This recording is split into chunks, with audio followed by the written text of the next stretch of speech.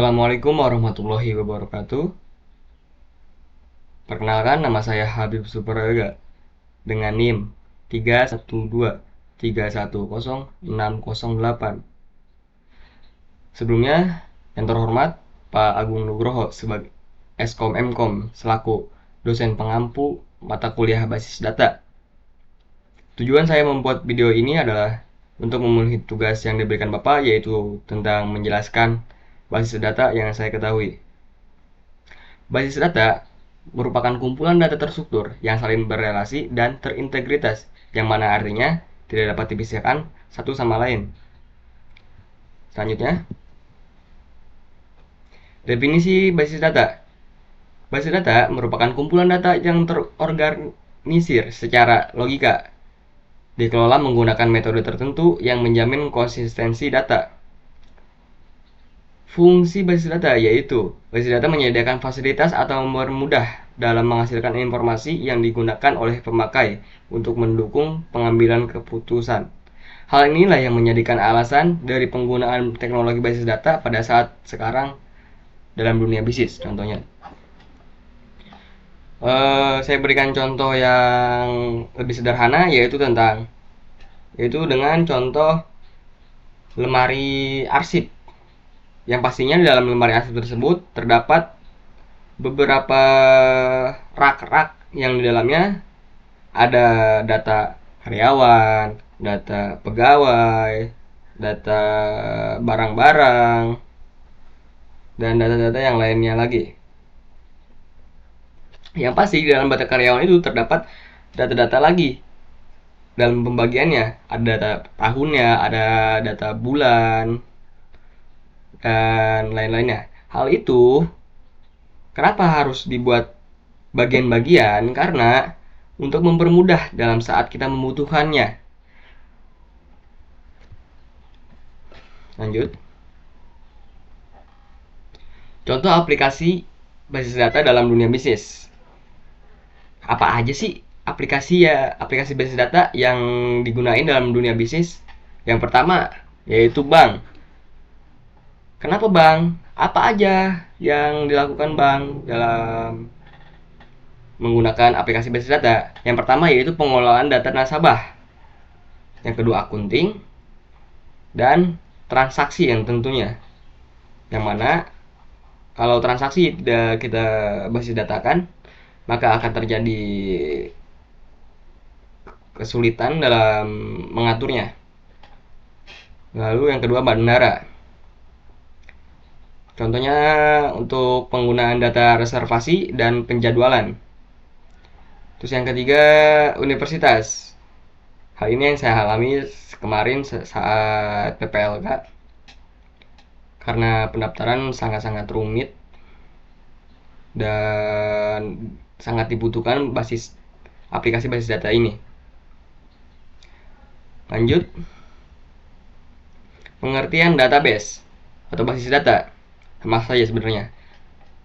Database terdiri dari dua kata, base dan data. Base artinya penyimpanan, dan data adalah representasi fakta. Contohnya manusia, hewan, ya, fakta, intinya fakta. Data itu adalah fakta. Dan menurut CGDAT, database adalah suatu koleksi berisi data operasional yang digunakan oleh sistem-sistem aplikasi suatu perusahaan atau organisasi. Contohnya, database dokumen dalam bentuk kertas, sistem pengelolaan data berbasis file, seperti file-file yang membutuhkan database-nya. Terus, database management system atau bisa dikenal dengan sebutan DBMS. Lanjut. Keuntungan sistem database. Kita selaku manusia pastinya akan mencari keuntungan dari sistem yang akan kita laksanakan, yang akan kita berlakukan. Berikut adalah keuntungan sistem database yang saya dapat. Yang pertama yaitu speed, kecepatan. Speed yang dimaksud di sini adalah kecepatan dalam mengambil data dan mencarinya. Lalu yang selanjutnya, kemudahan berbagi data atau sharing. Terus yang ketiga, jaminan security, yaitu keamanan dalam sistem database. Keempat, data hanya dapat diakses oleh oleh yang berhak. Ini termasuk security atau keamanan. Lalu yang kelima, menyeimbangkan kebutuhan. Yang keenam, dapat ditentukan prioritas atau suatu operasi, misal antara update dengan retrieval. Lanjut. Pengertian DBMS. DBMS atau singkatan dari Database Management System adalah suatu sistem perangkat lunak yang memungkinkan user atau pengguna untuk membuat, memelihara, mengontrol, dan mengakses database secara praktis dan efisien. Dengan DBMS, user akan lebih mudah mengontrol dan memanipulasi data yang ada. Lanjut. Pendefinisian data yang meliputi penentuan tipe, struktur, dan batasan data yang akan disimpan dalam basis data. Konstruksi data yang meliputi proses penyimpanan data dalam database yang pengendaliannya diatur oleh DBMS. Manipulasi data merupakan fungsi yang menampilkan data, mengubah data, serta menampilkan data yang ada di dalam laporan. Lalu poin fungsi DBMS yang lain adalah keamanan dan integritas data. Keamanan menjadi sangat penting dalam database kali ini. Lalu selanjutnya yaitu menyediakan data dictionary. Bahasa DBMS. DBMS mempunyai dua bahasa, yaitu Data Definition Language atau DGL dan Data Manipulation Language DML. Data Definition Language digunakan untuk mendefinisikan struktur atau kerangka dari basis data, sementara DML digunakan untuk memanipulasi data seperti memasukkan, mengambil, mengubah, dan menghapus data. Data Manipulation Language DML digunakan untuk saya salah ini. Lanjut saja. Konsep dasar basis data, entitas. Yang pertama adalah entitas. Entitas adalah sekumpulan objek yang mempunyai karakteristik sama dan bisa dibedakan dari lainnya. Objek dapat berupa barang, orang, tempat, atau suatu kejadian. Misal, mahasiswa, pegawai, dosen, nilai, dan sebagainya. Yang kedua adalah atribut.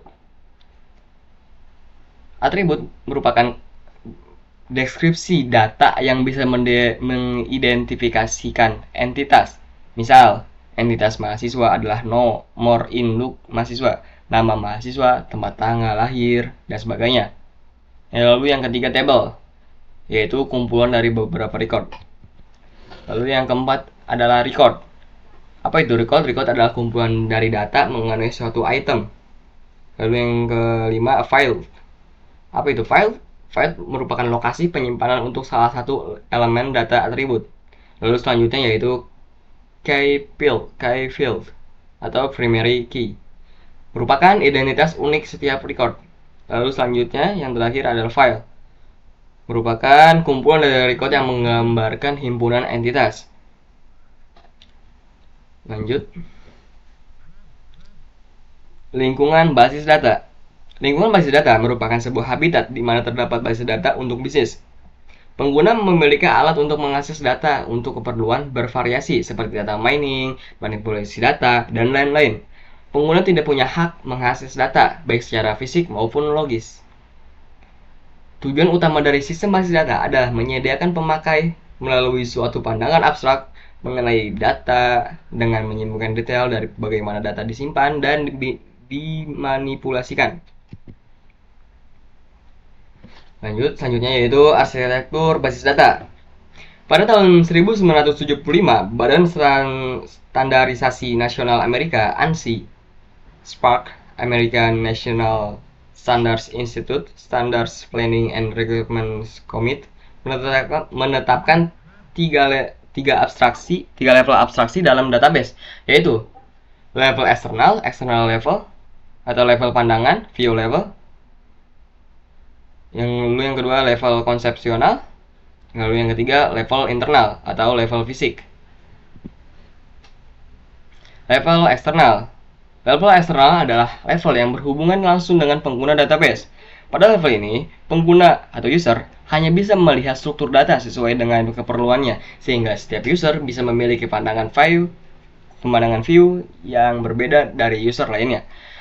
Pada level ini pula dimungkinkan pandangan user berbeda dengan representasi fisik dari data. Misalkan, untuk data hari secara fisik, data direkam dalam bentuk kode 1, 2, 3, dan seterusnya. Sedangkan user melihat data dalam bentuk teks, nama hari, Ahad. Contohnya Ahad, Senin, Selasa. Lalu data yang dilihat oleh user seakan-akan berasal dari satu file. Secara fisik mungkin diambil dari beberapa file yang berelasi.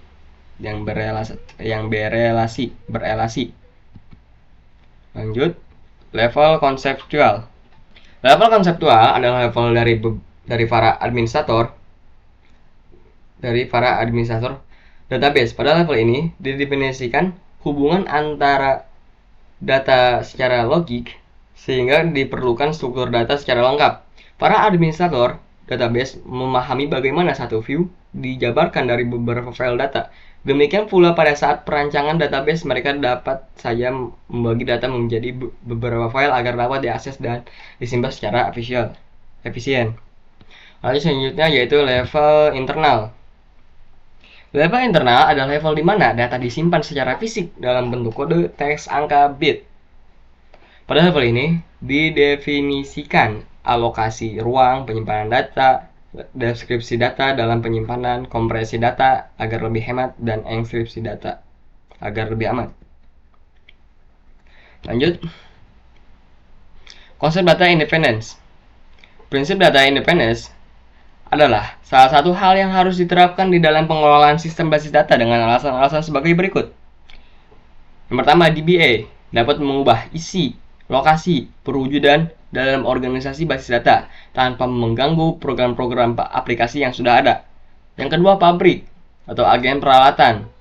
Software pengolahan data dapat memperkenalkan produk-produk baru tanpa mengganggu program-program aplikasi yang sudah ada.